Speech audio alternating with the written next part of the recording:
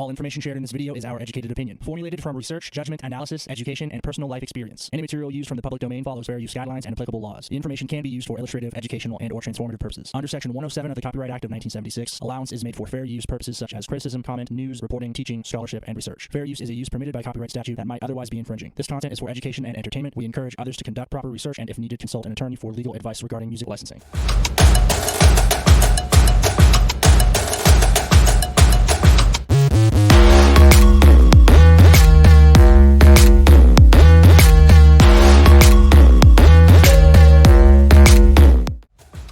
Welcome to SyncRiffs. My name's Charles, and I'm joined by Chase Walker. How's it going, Chase? Hey. It's going good. How are you doing, Charles? Good. Had a great weekend. Thanks, everybody, for tuning in. Podcast dedicated to syncs, music, and everything in between. And as far as current events goes, it's April, and it's National Poetry Month. And so on that note, just went this weekend to the LA Get Down, which was happening at the Fairfax District. And our artist Ruby Ibarra headlined it. And also LJ Bosco was performing. Great night, hip hop, spoken word. The LA Get Down, it's 7th annual. It's going all month. You guys should check it. Some really great local talent, spoken word, hip hop, and everything in between. So LA Get Down. Have you been able to ever check that, Chase? No, this is actually the first I've heard of it, but it seems like a super cool event, man. Mostly local artists, right? Yeah, absolutely. It's a mix, and local, put in a spotlight. Ruby flew down from the Bay Area, and nice. I'll post some videos. Really, really great time. Right on. Yeah, that sounds super exciting. Yeah, no, there's, festival season. We got Coachella end of the month, I think. Yeah, Coachella's coming up in a couple weeks. It's unfortunately the exact same weekend as NAMM this year, the National Association of Music Merchants show, which I'm sure many of our viewers have either been to or know about. That's coming up April 13th. And you're going to be performing there. Yeah, man, we got us a slot at the Marriott stage, which is basically at the Anaheim Convention Center. You got the Hilton and the Marriott that are kind of attached in the same complex. And so we're on the Marriott stage at 8 p.m. Thursday night. Very cool. It's going to be a great time. Definitely. Yeah, NAMM show. I haven't been in a minute, but it sounds like this year it's going to be, we'll go down there and report back.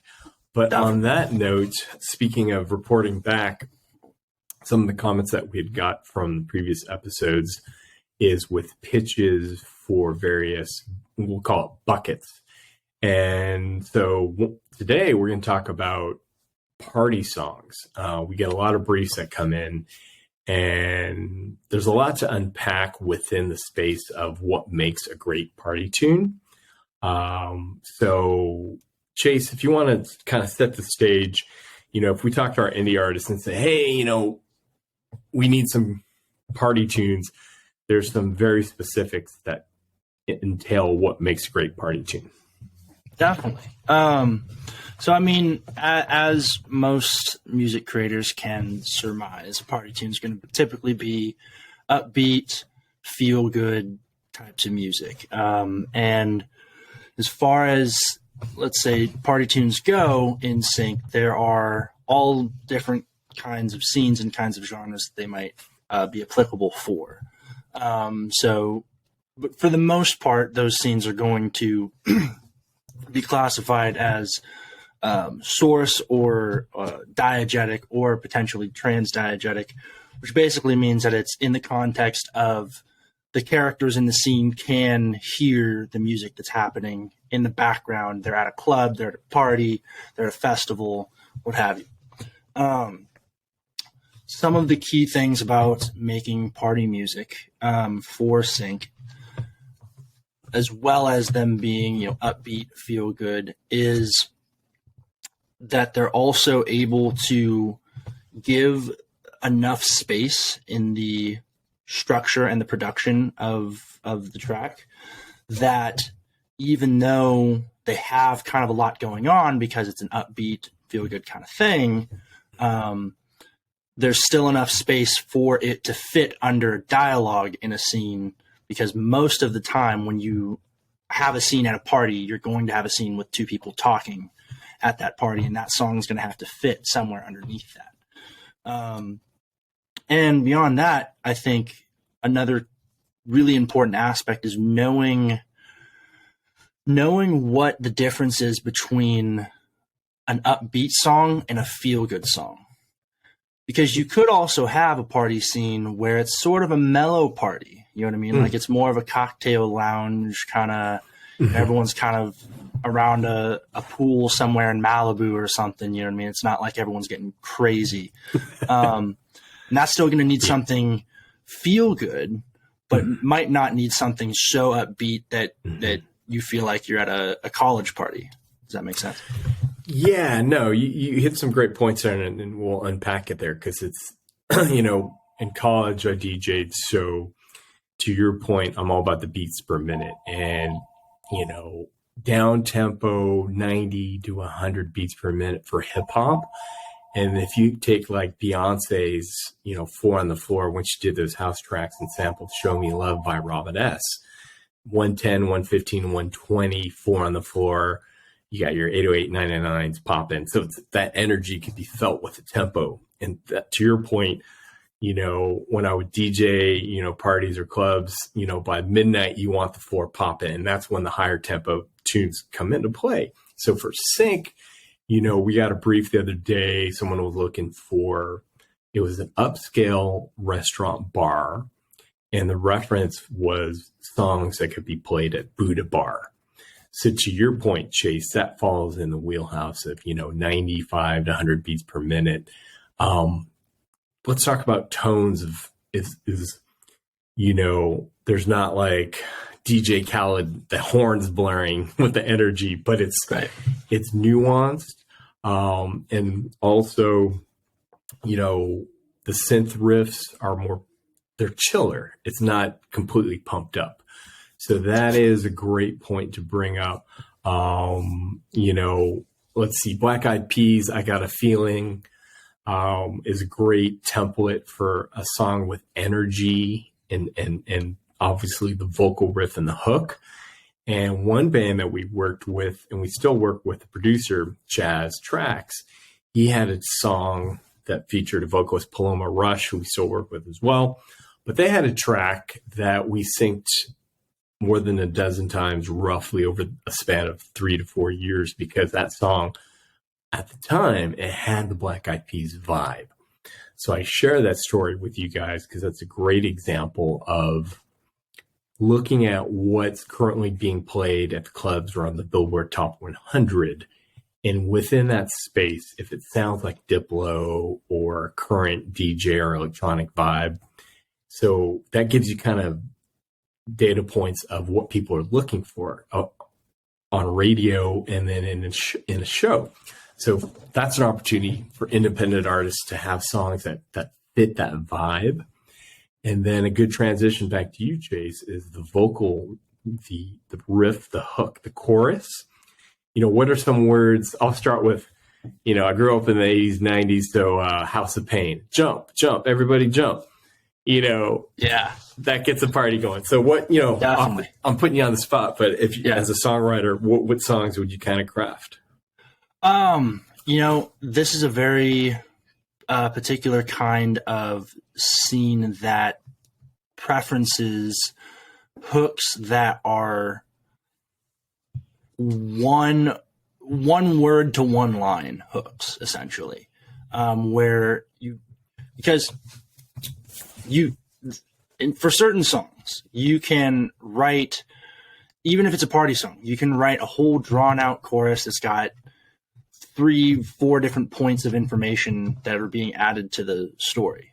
The problem is in a sync placement, especially for a party scene, they may only be using so much of the chorus that you're not going to get all of the information that you have in there.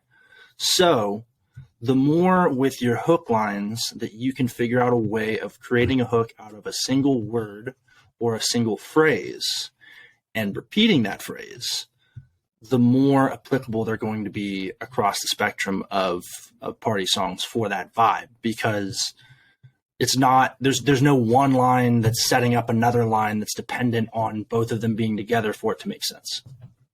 I hope that wasn't too convoluted of an explanation. No, because I think visually, and also what came into my mind, because the flip side of that coin, though, is specificity to, let's say the song, they couldn't afford a social distortion tune. So the scene is set up where people are stage diving, jumping off the stage. So then the vocal, the chorus, they need a song that says jump up or off I'm off the chain, I'm jumping. So like you said, that one or two word is going to, capture and sync up perfect to that scene. So that supports what you said. If it's a montage scene, what comes to my head, I'm thinking, entourage, people walking in the club. I'm with my crew, I'm with my entourage. We're going to get lit. The night is popping. So that has an opportunity where it's going to paint a bigger picture because it's a montage scene. So do you want to talk about, that's a good segue actually to, opening scenes versus montage scenes. I'll set the stage, but in an opening scene before an episode airs and they're introducing you to the characters, sometimes that song or for an opener it'll be longer than 15, 20, 30 seconds. It could be a minute and a half. Yeah, definitely. Your typical montage scenes, they're going to have a lot of movement to the music because there's a lot of movement to the cinematography in that particular instance. Whereas with an opening scene, you're getting a lot more drawn out establishing shots typically. And the music placement, like you said, tends to be a little bit longer, which means they typically like to use the beginning of a song, and they love when a song starts out with like just one or two things going on and kind of builds from there, because it follows the progression of building the exposition for the project. And yeah, definitely for inversely for montage scenes, you're going to pretty much start out with a bang and keep it high intensity throughout until it transitions to something else where it kind of cuts off. It can cut off pretty quickly. So it's kind of, instead of building, it's kind of holding one tone throughout and keeping that energy. Yeah, that's a good point. And I go back to this one brief that we mentioned that was a tall order to fill, where the song needed to have two parts to it. The first part was, it was joyous and festive. It was an opening shot with the drone, and it was in Mexico. Someone's in the pool, they're partying, they're having a great time. Then they get a phone call. They pick up the phone, and then there needs to be a hint of gloom and melancholy because they get bad news on that phone call. So those are the types of briefs that when we get, we're like, it's a tall order to fill, So, any advice there on writing those types of tracks? Because, it's very specific to a scene, and that's where, syncing it to picture is tougher. Definitely. And I think with stuff like that, the tendency is to want to create a track that can kind of do everything. You know what I mean? That can work over happy scenes, can work over sad scenes, and then can work over the happy scenes that turn into sad scenes. The main thing, though, when it comes to if you want to create a track that has a serious transition like that in style and feel and tone and maybe even tempo, is that beyond just its syncability, it has to make sense for what it's doing in the song. It has to serve the song properly. It can't just be there just to be there because you need something to turn sad. There has to be a reason in your song, whatever your song's about or whatever your song is saying, that is not just something you can do, but something you have to do in the song. And at that point, when it happens, it's going to make sense because it's not just out of left field. It's like, oh, that's what had to happen. You know what I mean? Yeah, no, and I think the future, that's something, we can pull the layers back at looking at a song, and whether it's, how it was written and the lyrics that can set that up, what you just described. But yeah, it's, there's, what just came to mind as you were talking is, another pitch that we get often is, doing your homework. If you're watching the show, what's the local hang, the coffee bar, or, in Cheers, it was the bar. Dean and DeLuca and Dawson's Creek, if I remember correctly, the correct show and location. But those locations become the backdrop of where everyone's hanging out. My favorite show, we got a placement in Chicago Fire. So Molly's bar is a recurring, the firemen after the end of their shift, they're having a brew in Chicago. So what's playing on the jukebox? Those are, so we get questions, emails. What are you guys working on? What are you looking for?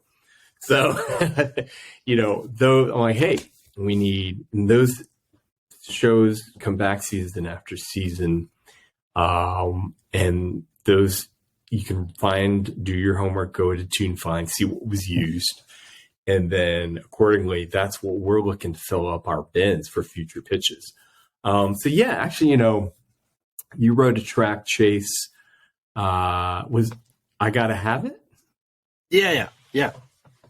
So like Johnny Cash, influences for that song. Let's talk about that song, because I think for bar scenes, if you want to kind of share your process and where you could see that song. If you were pitching me as an agent, you're like, hey, I got this track, and where could you see that being used? That was really like one of the first songs actually that I had kind of written specifically with Sync in mind as kind of the end goal for that song's revenue potential.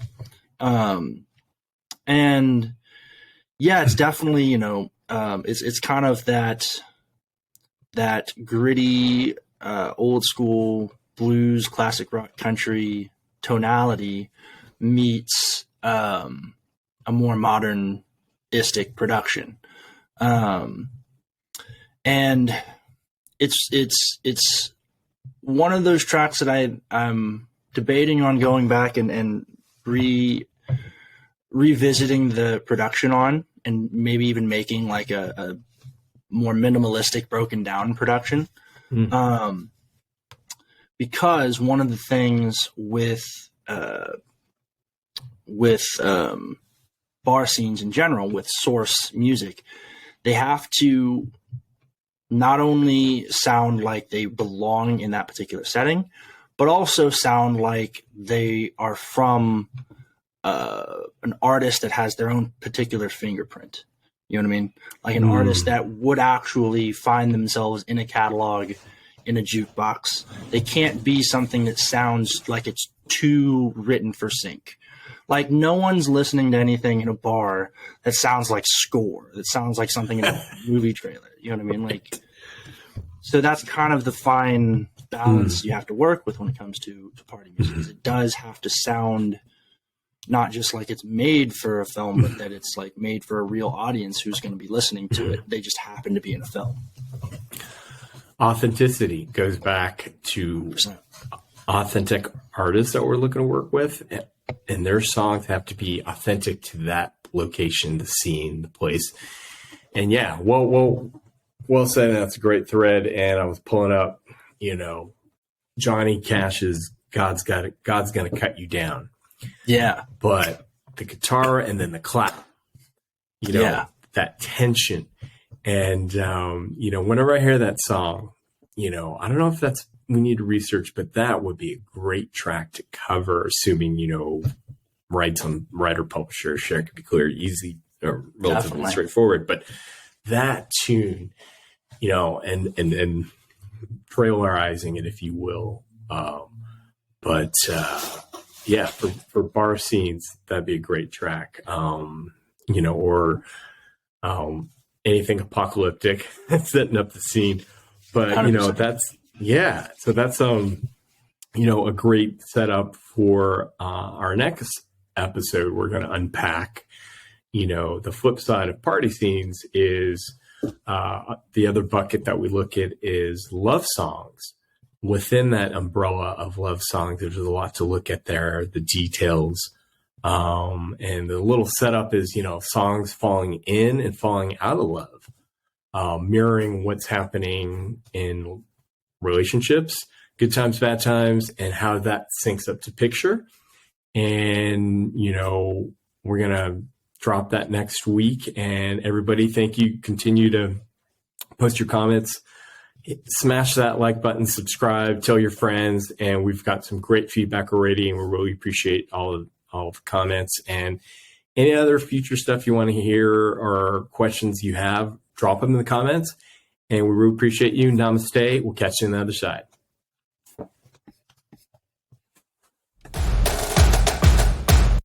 Go.